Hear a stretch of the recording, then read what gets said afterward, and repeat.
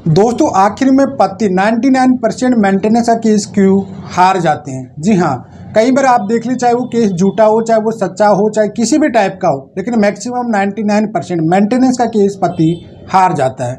आखिर ऐसी कौन सी गलतियां हैं जो पति मेंटेनेंस का केस हार भी जाता है। और आज की डेट में देखा जाएगा दोस्तों, जो फैमिलीज की जो मेट्रोपॉलिटन जो भी प्रॉब्लम आती है, हस्बैंड वाइफ के बीच में जो भी दिक्कत आती है, उसमें सबसे महंगा केस होता है मेंटेनेंस का ही। आपको 498 केस या डीवी केस जेल जाने से बचा सकता है, लेकिन मेंटेनेंस केस आपको जेल भी भेज सकता है। इस वजह से इस वीडियो को पूरे एंड तक जरूर देखना और लाइक और शेयर जरूर कर देना। जी हाँ दोस्तों, तो चलिए दोस्तों, नो टाइम पास नो बकवास, सीधा करते हैं काम की बात। मैं हूँ हंस। सेकंड बात दोस्तों, कमेंट में नंबर मत छोड़ा करो कभी भी। मैं बार बार बोलता रहता हूँ कि भाई कमेंट में नंबर ना छोड़ो। अगर आप मुझसे ही बात करना चाहते हो तो आपको स्क्रीन पे नंबर लिखे रहते हैं, मेरे व्हाट्सएप के नंबर रहते हैं, मैसेज करके आप अपॉइंटमेंट बुक करके बात कर सकते हो। देखिए दोस्तों, मेंटेनेंस केस में क्या गलती करते हैं लोग। मेंटेनेंस केस में गलती, सबसे बड़ी गलती तो ये कर देते हैं कि साहब पहले जब नोटिस आता है तो कई बार लोग, मैक्सिमम पति लोग गलती क्या करते हैं कि नोटिस तो ले लेते हैं, लेकिन नोटिस लेने के बाद कोर्ट में जाते ही नहीं है। पहली गलती ये होती है मैक्सिमम। कारण ये होता है कि देखो, क्या वकील साहब ने बोल दिया कि आपको नहीं आना है, पहली डेट है, दूसरी डेट है, आपको ज़रूरत नहीं है, मतलब पूर्ण भरोसा अपने एडवोकेट साहब पे कर लेते हैं। देखिए, आपको प्रॉपरली खास करके मेंटेनेंस केस में तो आपको खुद को एक्टिव करना होगा। जी हाँ, आपके साथ में वकील साहब खड़े हैं, बस ये चीज़ समझिए। लेकिन एविडेंस इकट्ठे करना, आपको डेट पे जाना, हर डेट पे जाना बहुत ज़रूरी होता है, क्योंकि जो आपका मेंटेनेंस होता है, एंट्री मेंटेनेंस होता है, वो खुद कोर्ट अपने विवेक के अनुसार बना देता है कि भाई रनिंग केस चल रहा है। फुल मेंटेनेंस तो बन नहीं रहा, लेकिन एंट्री मेंटेनेंस होता है वो कोर्ट बना भी देता है। अब ऐसी सिचुएशन में पति लोग ये सोचते हैं कि साहब मेरे तो ऑर्डर खिलाफ हो गया, मेरे पक्ष में ऑर्डर नहीं आया, मेरी तो सुनवाई नहीं हुई। भैया, आपको सुनवाई करवाना पड़ेगा, तभी जाके सुनवाई होगी आपकी। खास करके क्यों?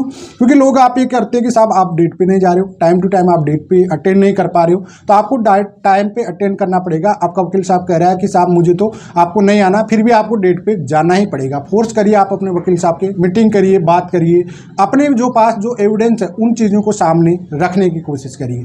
फॉर एग्जांपल कि आपके पास है कि साहब आप तो पत्नी को रखना चाहते थे, आपके पास चाहे आई विटनेस हो, कोई रिलेटिव हो, कोई फ्रेंड सर्किल हो, कोई भी हो, आपको बताना पड़ेगा कि भाई आप पत्नी को रखना चाह रही थी, लेकिन पत्नी खुद रहना ही नहीं चाह रही थी। आप पे आरोप तो लगाया गया है ना अभी तक। दूसरी बड़ी मेजर मिस्टेक होती है कि साहब आप पे आरोप लगाए गए हैं। 498 केस का कि साहब डोरी मुझसे डिमांड की गई थी, अभी साबित नहीं हुआ ना। डीवी केस में हरासमेंट किया जाता है, साहब परेशान प्रताड़ित किया जाता है, साबित नहीं हुआ ना। आरोपों के बेस पे जब पत्नी मेंटेनेंस का केस जीत रही है तो भैया आपके पास तो एविडेंस होने चाहिए ना। आपके पास तो एविडेंस भी होंगे, तो आप अपने एविडेंस दीजिए। या फिर आप कहिए कि साहब जो आरोप प्रत्यारोप है इनको साबित तो होने दीजिए, आप स्टे पे चले जाइए, अपील पे रिवीजन में जाइए, उसको एप्लीकेशन को, आप जो पिटीशन आपका ऑर्डर जो भी हो रहा है उसको आगे से आगे अपर कोर्ट पे लेके जाइए आप। देखो, मेंटेनेंस केस में आपको खुद को एक्टिव करना पड़ेगा, आपके पास एविडेंस है उनको देना पड़ेगा, आर्ग्यूमेंट प्रॉपरली कराना पड़ेगा, वकील साहब को हर डेट पे जाना पड़ेगा इस चीज़ को, तभी जाके आपका मेंटेनेंस बच पाएगा। नहीं तो कोर्ट इसमें एंट्री मेंटेनेंस बना देता है और आपको आगे चल के दिक्कत क्रिएट हो जाती है। मैक्सिमम लोग बार बार ये कहते हैं साहब कोर्ट ने बना दिया, हमको तो पता ही नहीं पड़ा। कब नहीं पता? भाई आप एक्टिव थे ही नहीं आपके केस में, आपकी खुद की गलती होती है, आप खुद एक्टिव होते नहीं हो। बाद में जाके आप कहते हो साहब वकील साहब की वजह से हो गया, पार्टी से मिल गया वकील, ये हो गया वो हो गया। भाई आपका केस है, आपने पैसा दिया, वकील साहब तो आपके अकॉर्डिंग काम करेगा ना। ठीक है, उनको कानून की नॉलेज है, लेकिन उनसे भी राय लेना पड़ेगा आपको, बिल्कुल अच्छी बात है। लेकिन आपके पास प्रॉपरली जितने भी एविडेंस है, आप खुद एक्टिव लगते हो, तो देखो कोई वकील साहब नहीं चाहेगा कि आपका केस खराब करे, वो भी अपना केस खराब करना नहीं चाहेंगे कभी भी। तो आपको प्रॉपरली उनको टाइम देना पड़ेगा, प्रॉपरली आपको एक्टिव होना पड़ेगा, देना पड़ेगा आपके पास जो भी एविडेंस है रिलेटेड, इस केस से रिलेटेड सब कुछ देना पड़ेगा। साहब मुझ पे जो आरोप लगे हुए हैं, जो भी इल्जाम है, ये अभी तक तो साबित नहीं हो रहे, इनके बेस पे जब मेंटेनेंस बनाया जा रहा तो अपन इस पे स्टे लगवा देते हैं, अपील करते हैं, रिवीजन कराते हैं, हर चीज़ का ऑप्शन होता है। आपको बस स्टेप टू स्टेप आपको ध्यान रखना पड़ता है कि भैया आपने कौन सी गलती कर रहे हैं, कौन सी नहीं कर रहे हैं। दूसरी बात, आपको डेट तो अटेंड करना ही पड़ेगा। जी हाँ, मेंटेनेंस केस की डेट आपको अटेंड करना ही पड़ेगा भैया। कोई से भी मेंटर जाए, आपको कुछ भी नहीं करना पड़ेगा कोर्ट में जाना, लेकिन आपको प्रॉपर जाना ही पड़ेगा। आर्ग्यूमेंट का आपका चल रहा है, ट्रायल चल रहा है, वहाँ पे जिरे चल रही है आपकी कोर्ट में, तो अगली डेट को आपको पहली डेट पे समझ आ जाता है कि भाई इस डेट पे ये हुआ है, अगली डेट पे इस टॉपिक पे बहस करना है, तो उसका मैक्सिमम रिलेटेड जितने भी जजमेंट हो सबको आपको अटैच करना है उसमें। पत्नी क्यों नहीं आ रही, सेक्शन 9 की डिग्री आपके पास बिना वजह से हैं,